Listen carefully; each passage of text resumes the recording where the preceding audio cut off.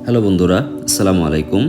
আজকে একটা বিশেষ দিন, কারণ আজকে আমি বাংলাদেশ থেকে ইউনাইটেড স্টেটস অফ আমেরিকা এর উদ্দেশ্যে যাত্রা শুরু করতেছি প্রথমবারের মতো।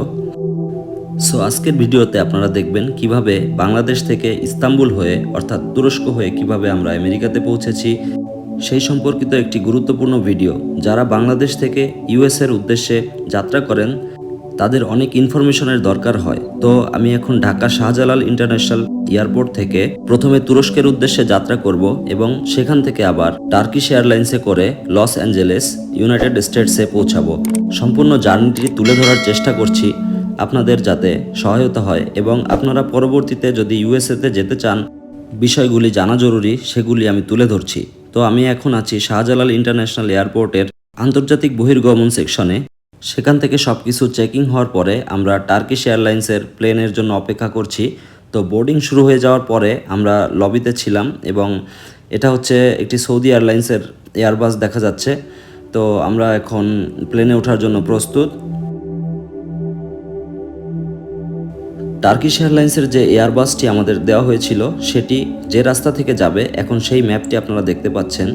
সেটি হচ্ছে ঢাকা থেকে ভারতের উপর দিয়ে যাওয়ার সময় নেপালের পোখারা ভ্যালি এবং উত্তরপ্রদেশ, অমৃতসর, তারপর ইসলামাবাদ, কাবুল, তারপর মাশহাদ শহর এবং মধ্যপ্রাচ্যের উপর দিয়ে আমরা যখন ইস্তাম্বুল গিয়েছিলাম সেই রাস্তায় কি কি শহর পড়েছিল সেগুলো আপনারা নিচে দেখতে পাচ্ছেন। নিচে রয়েছে সাবিরাবাদ, তারপরে দেখা যাচ্ছে শিভাস, এবং সর্বশেষে আমরা দেখতে পাচ্ছি ইস্তাম্বুল। তো টোটাল জার্নিটি ছিল প্রায় 9 ঘন্টার। তো প্লেনে আমরা বসে পড়েছি।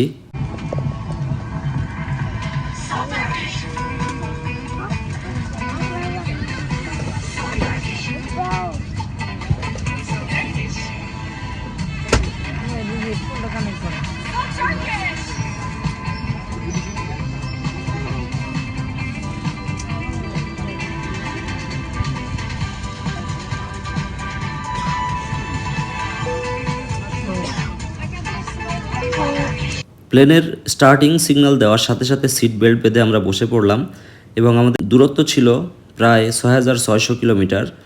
তো এই এয়ারলাইন্সে যে জিনিসগুলো কমপ্লিমেন্টারি দিয়েছিল সেগুলো একবার একটু দেখে নিন। এখানে একটা হেডফোন দিয়েছে, যেটা আপনি সিটের পিছনে যে টিভিটি রয়েছে সেটির সাথে কানেক্ট করে আপনি মুভি, তারপরে বিভিন্ন ধরনের টার্কিশ সিরিজ এবং তুরস্কের বিভিন্ন ঐতিহাসিক তথ্যচিত্রগুলো আপনারা দেখতে পারেন। বিমানটি ছাড়ার একটু আগে একটা অ্যানাউন্সমেন্ট দেয়, যেটা প্রথমে তুরস্কের ভাষায় এবং পরবর্তীতে ইংরেজিতে অ্যানাউন্সমেন্টটি দেওয়া হয়েছিল। Başüstü dolaplarına yerleştirirken dikkatli olunuz. Daha küçük eşyalarınızı önünüzdeki koltuğun altına yerleştirebilirsiniz. Kenar ikaz ışıkları sönünceye kadar bağlı ve görünür tutunuz. Gerektiğinde gösterilen অ্যানাউন্সমেন্টটি শেষ হওয়ার কয়েক মুহূর্ত পরেই বিমানটি মেইন রানওয়ের দিকে ছুটতে আরম্ভ করলো। তুর্কিশ এয়ারলাইন্স পৃথিবী বিখ্যাত এবং তাদের প্লেনগুলো অত্যাধুনিক মানের। আমরা যে বিমানটিতে যাচ্ছিলাম সেটি ফ্রান্সের তৈরি একটি এয়ারবাস এবং খুবই অত্যাধুনিক ছিল। স্ক্রিনে আপনারা এখন দেখতে পাচ্ছেন প্লেনের নিচ থেকে রোডের ভিউ, এবং এটা হচ্ছে প্লেনের উপরের থেকে আপার ভিউ। এখন আমরা মূল রানওয়ের দিকে ধীরে ধীরে অগ্রসর হচ্ছি। বিমানটি চলতে চলতে মাতৃভূমিকে শেষবারের মতো আরেকবার দেখলাম। আসলে এই মুহূর্তটা খুবই অন্যরকম। একদিকে কষ্ট, অন্যদিকে আনন্দ, দুটির মিশ্রণ একটা অন্যরকম অনুভূতি দেয়। যারা দীর্ঘদিনের জন্য মাতৃভূমি ছেড়ে বিদেশে যান তারা ছাড়া আসলে এই অনুভূতিটা কেউ বুঝতে পারবে না। তো আমি এখান থেকে ডাউন ক্যামেরায় দেখার চেষ্টা করতেছি, এবং ফরওয়ার্ড ক্যামেরায়ও দেখলাম যে প্লেনটা রানওয়েতে উঠে গেছে। তো টেইল ক্যামেরা থেকে পুরা ভিউটা আমরা দেখতে পাচ্ছি বিমানটি মূল রানওয়েতে উঠতেছে। আরেকটা জিনিস, আমাদের এই রানওয়েতে প্রচুর বিমান ওঠানামা করে, যার কারণে প্লেনের টায়ারের দাগ রানওয়েতে পরিষ্কারভাবে দেখা যাচ্ছে। পৃথিবীর কোনো দেশের বিমানবন্দরে এরকম দাগ আমি দেখতে পাইনি।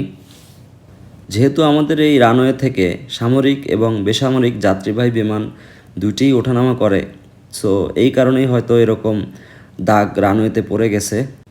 যাই হোক, এ পর্যায়ে আমরা মূল রানওয়েতে প্রবেশ করেছি এবং অপেক্ষা করতেছি বিমানটা টেক অফ করার জন্য। এবং আমি আরও একবার মাতৃভূমির দিকে তাকিয়ে রইলাম সেই করুণার দৃষ্টিতে, যে এই দেশটা আমার জন্মভূমি। কত স্মৃতি, কত কিছু এই দেশে, তা ছেড়ে আজ দীর্ঘদিনের জন্য চলে যাচ্ছি ইউনাইটেড স্টেটস অফ আমেরিকাতে টার্কি এয়ারলাইন্সে করে। তো প্রথম স্টপেজ আমাদের হবে টার্কিতে।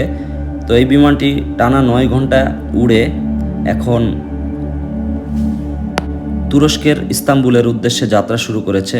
অলরেডি বিমানটি স্টার্ট হয়ে গিয়েছে মূল রানওয়ে থেকে ওড়ার জন্য। তো আপনারা টেল ক্যামেরায় পুরো ভিউটি দেখতে পাচ্ছেন এবং সাইড মিরর থেকেও আমি একবার দেখানোর চেষ্টা করছি। দেখুন কত স্পিডে বিমান আসলে উড়ে। তো আপনারা দেখতে থাকুন ভিডিওটি, আরও অনেক ইনফরমেশন সামনে দিতে যাচ্ছি। সো ভিডিওটি না টেনে সম্পূর্ণ ভিডিওটি দেখার অনুরোধ রইল। এখন সেই আবেগঘন মুহূর্ত, যেই মুহূর্তে আমি বাংলাদেশের জমিন ছেড়ে আকাশে উড়াল দিলাম তুরস্কের উদ্দেশ্যে এবং পরবর্তী গন্তব্য ইউনাইটেড স্টেটস অফ আমেরিকা।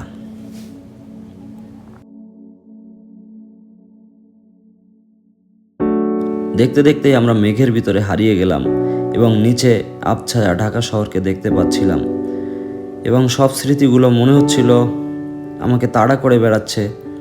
এই শহর, কত স্মৃতি, কত কিছু, কত আত্মীয় স্বজন, কত কাছের মানুষ, কত বন্ধুবান্ধব ছেড়ে আমরা চলে যাচ্ছি দীর্ঘদিনের জন্য।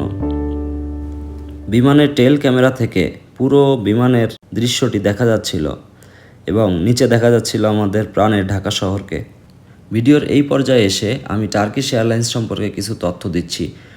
টার্কিশ এয়ারলাইন্স পৃথিবীর ভিতরে বিখ্যাত একটি এয়ারলাইন্স এবং তাদের প্রচুর পরিমাণে বিমান রয়েছে, যেটা আমরা তুরস্ক ইস্তাম্বুল শহরে নেমেই আপনাদেরকে দেখাবো। আর টার্কিশ এয়ারলাইন্স তুলনামূলক একটু কম ভাড়া চার্জ করে যাত্রীদের কাছ থেকে এবং তুলনামূলক একটু বেশি সুযোগ সুবিধা প্রোভাইড করে।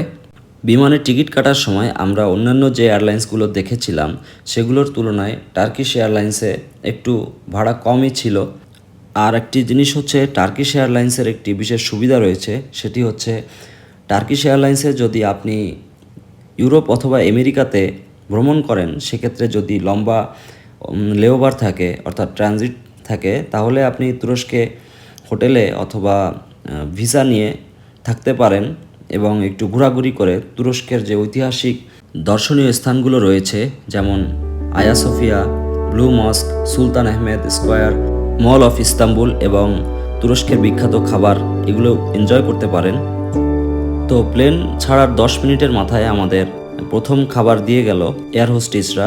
এটা হচ্ছে পাস্তা, টার্কিশ মেড, অনেক সুস্বাদু এবং এর সাথে ছিল অরেঞ্জ জুস এবং আরও কিছু ডেজার্ট আইটেম।